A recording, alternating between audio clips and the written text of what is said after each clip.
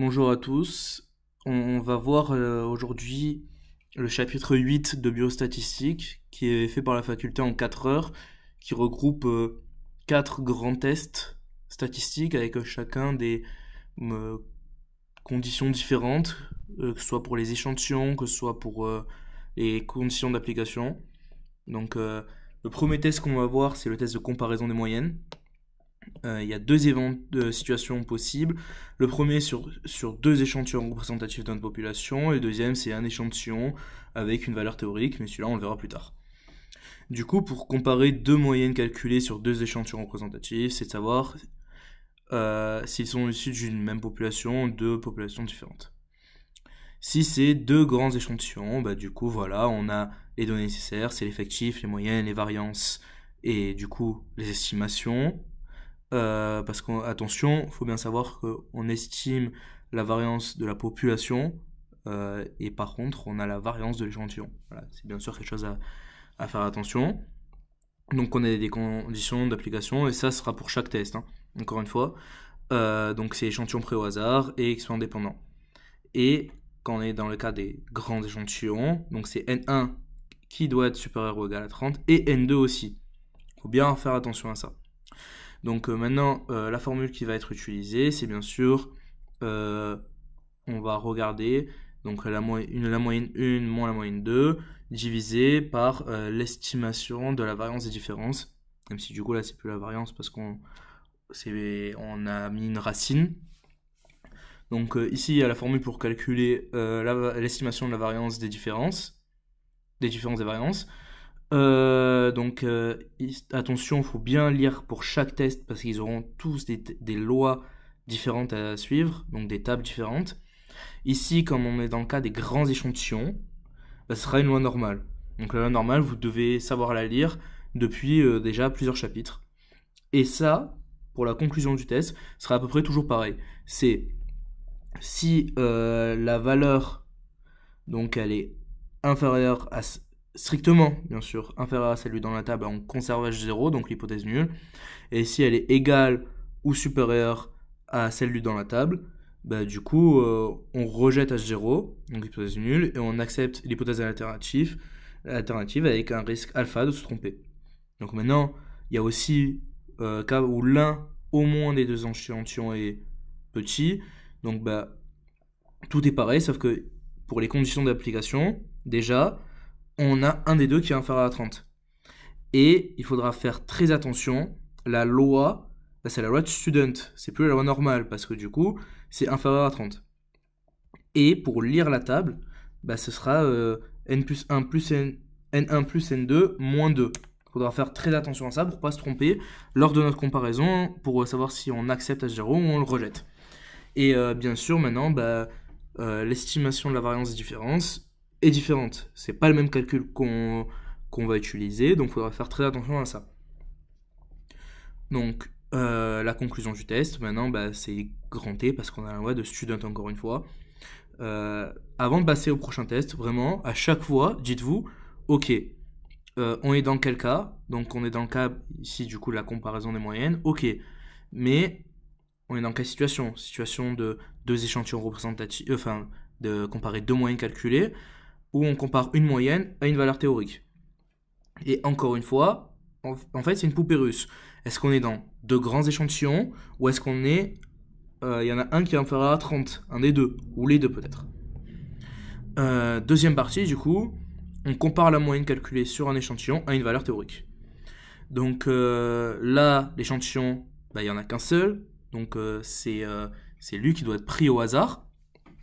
Et n, vu qu'on a un grand échantillon, il est supérieur ou égal à 30. On a une valeur théorique, du coup ici c'est A. Et il nous faut l'écart type soit la population, soit on l'estime. Encore une fois, il faut bien faire la différence, parce que ce genre de piège arrive le jour du concours.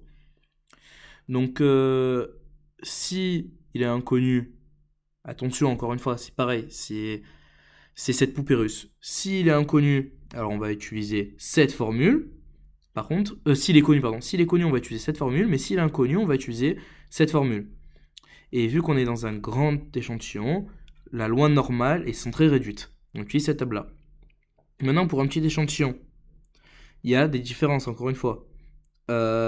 tout d'abord, c'est si c'est connu, bah ça suit une loi normale centrée réduite, mais par contre s'il est inconnu, donc si notre variance de la population elle est, euh, elle est inconnue, c'est l'estimation, bah du coup on va regarder une loi de student avec ici n-1 de DDL.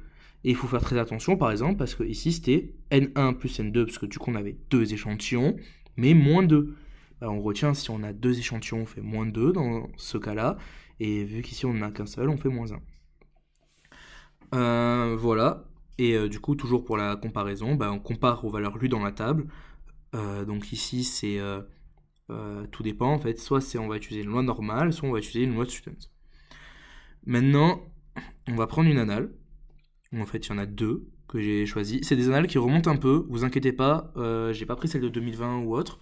Donc normalement, peut-être vous les trouverez sur des plateformes de QCM, mais vous inquiétez pas, vous les verrez pas pendant vos révisions. Donc au cas où, je vous laisse mettre pause, vous la faites seule et après vous regardez la correction. Donc, afin de vérifier qu'une machine est réglée correctement et qu'elle délivre bien la quantité A de produits actifs, on a pris au hasard un échantillon de 100 gélules. La quantité moyenne de produits actifs est observée de 103. La machine est réglée pour que le vrai réglage soit 100, du coup, et avec notre variance égale à 10. L'hypothèse nulle est que H0 et H0, donc la moyenne serait de 100, alors que l'hypothèse alternative, c'est qu'elle serait différente de 100. Du coup, qu'est-ce qu'on peut voir ici? Bah, tout d'abord, on est dans un grand échantillon. Bah, c'est logique, on a 100 gélules, c'est supérieur à 30. Donc déjà, c'est les premières choses à voir. Il faut regarder aussi qu'on donne notre variance, donc elle est connue. En fait, quand vous lisez, bah, juste vous surlignez ça vite dans votre sujet, le jour du concours. Première question, la statistique du test suit une loi normale, donc de valeur centrée réduite. Bah, c'est vrai, parce que dans le cas d'un grand échantillon, donc n supérieur ou égal à 30, ce qui est le cas dans cette question, bah, n est égal à 100. La statistique du test suit donc une loi normale centrée réduite. Donc, question B et C, elles sont liées. La statistique du test est E, qui est égale à, du coup, 103 moins 100, divisé dans un cas, du coup, pour la question B, par 10, lui-même divisé par racine de 100, et dans l'autre, c'est tout est à la racine. Donc bah, là, il faudrait poser le calcul. Et qu'est-ce qu'on a ici pour nous aider? On voit qu'on a la donnée ici. Donc bah, si on met la racine déjà, on a 10. Donc, enfin, on a 10 si on le met sous racine, du coup ça fait racine de 10. La formule du test, on l'avait ici. On remonte comme ça, vous la voyez. Elle est ici. Donc on a x bar moins a. Donc bien sûr, parce que c'était un échantillon et une valeur théorique. Hein. Je pense que ça, vous l'avez tous compris parce qu'on regardait le vrai réglage, soit 200. Donc qu'est-ce qu'on a? On a x bar moins a divisé par notre écart type de la population, lui-même, donc divisé par racine de n. Et notre exercice nous donnait ici notre écart type, parce qu'on avait juste à faire une racine. Le n, on l'a aussi, c'est 100. Qu'est-ce qu'on a aussi d'autre? Bah, c'est grand X qui est égal à 103, enfin x bar qui est égal à 103, et a qui lui est censé, donc la théorique, égale à 100. Donc ça fait 103 moins 100, jusque-là on est bon. Et du coup, bah, faut mettre une racine, parce que ici, on n'a pas l'écart type, on a la variance. Du coup, la bonne réponse, c'était la C, et pas la B. Donc pour l'instant, ça fait AC. Maintenant, la D. Pour une valeur alpha est égale à 5%, on conclut une différence statistique si E est supérieur ou égal à 1,96. Donc déjà, il y a des valeurs dans votre table, de normal, il faudrait que vous les connaissiez par cœur. C'est pour 1,96. En fait, c'est 5%, 1% et 10%, il faut que vous les connaissiez par cœur. Donc 1,64, il faut que vous le connaissiez de tête. C'est un exemple. Et du coup, la D, elle est juste. Pourquoi? Parce que si alpha est égal à 5%, bah, du coup, ça vaut bien 1,96. Jusque-là, on est bon. Et on l'a vu, du coup, ici. Si E, la valeur absolue est supérieure ou égale, donc on rejette H0, on accepte HA. Donc, qu'est-ce qu'on a ici? On a une différence statistique significative. On accepte du coup HA et on refuse H0, l'hypothèse nulle du coup. Pardon. Du coup, la deuxième annale. Afin de comparer l'apport calorique moyen journalier